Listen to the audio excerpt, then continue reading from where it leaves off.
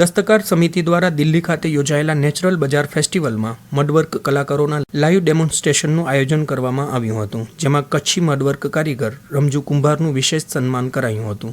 Kutchi art ટ્રસ્ટના પ્રમુખ રમજુભાઈએ આ અંગે આકાશવાણીને પોતાનો પ્રતિભાવ આ રીતે આપ્યો હતો. અમારી પરંપરા કારીગરી જે છે, વર્ષો જૂની કુંભારી કલા છે, જે મારા દાઈ હાલીમાં 1400 વર્ષ પહેલાં જે માટીકામ કુંભારી કલા સાથે જોડેલા હતા ને અમે 7મી 8મી પેઢી મારા કચ્છમાં માનવા ગામમાં કુંભારી કલાકાર સાથે ભૂકંપ બાદ અમે આ લીપણ મડવર્કનું કામ કરીએ છીએ. અમે અમારા પરિવાર અને સાથે જે અમારી NGO છે કચ્છી આર્ટ ટ્રસ્ટ, એમાં જે SHG ગ્રુપ મહિલાઓ 30 જોડાણી છે, તે સાથે બીજા ટ્રસ્ટી અમારા કલાકાર કારીગરો જોડાણા છે. તો અમે આ લીપણ મડવર્ક અલગ અલગ સાઇઝમાં બનાવતા હોઈએ છીએ. એની માર્કેટિંગ જોઈએ એટલી કચ્છમાં નથી, તો એના માટે અમને બહાર જવાનું થતું હોય છે, મુંબઈ, દિલ્હી, બેંગ્લોર ને અમુક સ્કૂલ કોલેજમાં જ્યારે અમને આમંત્રણ મળે કચ્છી આર્ટ ટ્રસ્ટને, ત્યારે અમે લાઈવ ડેમોન્સ્ટ્રેશન માટે, સેલિંગ માટે, વર્કશોપ માટે જતા હોઈએ છીએ.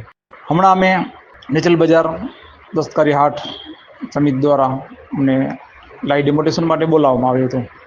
ત્યારે અમે સન્માન પણ થયું, પ્રમાણપત્ર પણ આપવામાં આવ્યું અને અમને રોકડ પુરસ્કાર પણ મળ્યો. એમાં ઘણા બધા સ્ટુડન્ટ આવ્યા હતા. એ આપણી લીપણ આર્ટ, જેને આપણે મડવર્ક કહીએ છીએ, એ લોકો શીખ્યા. અમે બધાને અપીલ કરીએ છીએ કે તમે વધારેમાં વધારે એજ્યુકેશન ઉપર ધ્યાન દો અને એજ્યુકેશન કે સાથે સાથે તમે હસ્તકલા ઉપર પણ ધ્યાન દો.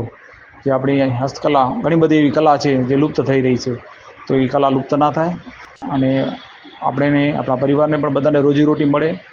અને આપણે આગળ શીખી જશે તો બીજાને શીખાડશી, તે લોકોને પણ રોજીરોટી મળશે.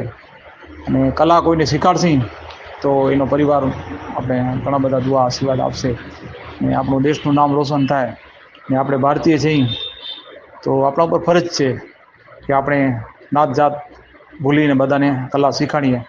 જે લોકો સાંભળતા હોય તો એમને હું અપીલ કરું છું કે વધારેમાં વધારે આપણે સ્કૂલ કોલેજમાં તમે વર્કશોપના આયોજન કરો, તો આ કલા લુપ્ત ના થાય. અને અમે આ કચ્છી આર્ટ ટ્રસ્ટ, અમે અમારી ટીમ આવશે, પોટ્રી હોય, લીપણ આર્ટ હોય, એમ્બ્રોઇડરીનો કોઈ બી વર્કશોપ હશે અમે શીખાડશે.